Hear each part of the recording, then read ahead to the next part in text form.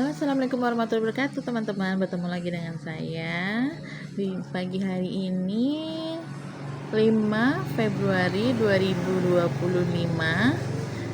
Kita akan membagikan beberapa tips mengenai telinga ya teman-teman, dimana kita ketika merawat telinga itu membersihkan telinga harus memperhatikan bagaimana jenis kotoran telinga kita itu sendiri dan bagaimana besar kecilnya lubang telinga kita itu sendiri.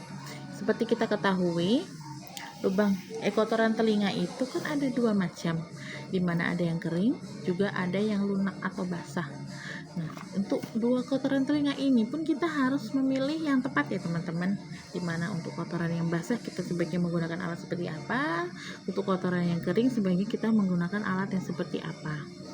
Untuk yang basah ya, terkadang kita ketahui banyak orang yang membersihkan telinga itu dimana mereka merasakan gatal, dimana mereka merasakan tidak nyaman. Apa yang mereka ketemui itu bisa untuk mereka gunakan. Misal terkadang ada yang menggunakan ujung lidi yang besar itu tiba-tiba mereka patahkan untuk membersihkan telinga, atau kadang mereka mencari bulu ayam, dimana mereka temukan bulu ayam, entah itu bulu ayam kadang terlalu bersih atau tidak bersih, langsung mereka bersihkan untuk membersihkan telinga. Tanpa mereka ketahui, terkadang ujung dari lidi itu sendiri itu permukaannya kan kasar. Nah, itu justru bukan untuk membersihkan telinga ya teman-teman, justru akan menimbulkan luka di dinding telinga itu sendiri dan akan menyebabkan masalah baru. Kalau untuk bulu ayam itu terkadang ada juga kasus yang bulu ayamnya itu kalau tidak terlalu bersih, kadang ujungnya itu terputus dan tertinggal di dalam. Nah, seperti itu. Terkadang itu juga akan menyebabkan infeksi baru di telinganya. Jadi kita harus perhatikan dulu ketika mereka membersihkan itu, justru itu akan mendorong kotoran telinga atau tidak, membersihkan atau justru malah mendorong. Untuk kotoran telinga yang basah, itu sebaiknya kita gunakan alat pembersih itu yang berbahan lunak atau kapas, seperti cotton bud ya. Cotton bud itu bisa untuk digunakan membersihkan telinga yang jenisnya basah. Tapi pemilihan cotton bud juga harus yang pas berdasarkan ukurannya dan berdasarkan jenisnya. Kita harus melihat cotton bud itu yang kualitasnya bagus ya teman-teman, karena kalau yang kualitas tidak bagus itu bisa sebagian atau semua kapasnya itu terlepas dari batang cotton budnya itu sendiri. Nah, justru yang tertinggal itu juga akan membuat masalah baru, infeksi baru. Dan kalau kita tidak sesuai ukurannya, kadang telinga lubang kita itu kecil, kita menggunakan cotton bud yang terlalu besar, bukannya keluar kotorannya, justru mereka juga akan terdorong ke dalam, seperti itu. Nah, jadi sebaiknya kita gunakan sesuai ukurannya dan jenisnya, kita perhatikan jenisnya. Untuk kotoran yang kering kita juga sama, kita harus memilih yang sesuai ukurannya dan jenisnya. Untuk kotoran yang kering sebaiknya kita menggunakan spatula ya teman-teman. Jenis spatula ini bisa dari stainless yang tidak mudah berkarat, atau juga bisa dari yang bentuknya yang ada senternya itu airlock gitu ya, itu bisa seperti itu. Dan untuk ukuran saya punya contoh seperti ini, beberapa spatula yang terbuat dari stainless dan berdasarkan ukurannya ya. Ada 3 spatula, saya punya 3 jenis spatula dengan ukuran yang berbeda. Bisa lihat ya, ini yang sangat besar, ini yang agak besar, ini yang cukup kecil, dari jenisnya berbeda. Jika lubang telinga kita besar dengan kotoran yang besar, kita bisa menggunakan yang besar ini. Tapi tidak mungkin lubang kita telinga yang kecil menggunakan ini, bukan yang spatula itu kotorannya justru akan terdorong waktu kita akan memasuk ke dalam, itu terdorong, tidak bisa. Jadi tetap harus memilih ya jenisnya, ukurannya, seperti itu. Lalu untuk tetes telinga itu ada beberapa tetes telinga itu berdasarkan manfaatnya masing-masing. Ada yang bermanfaat untuk antibiotik, jenisnya isinya antibiotik untuk gunanya mengeringkan luka. Misal setelah kita bersihkan itu terdapat luka di dalamnya atau bekas ada infeksi di dalamnya, setelah kita bersihkan kita bisa teteskan jenis yang antibiotik itu sendiri. Kalau untuk yang jenisnya ternyata kotoran telinga itu sudah mengerak di dalam, kering, keras, susah dikeluarkan, nah itu tidak bisa menggunakan antibiotik. Kita harus gunakan tetes telinga yang fungsinya untuk melunakkan kotoran telinga itu sendiri.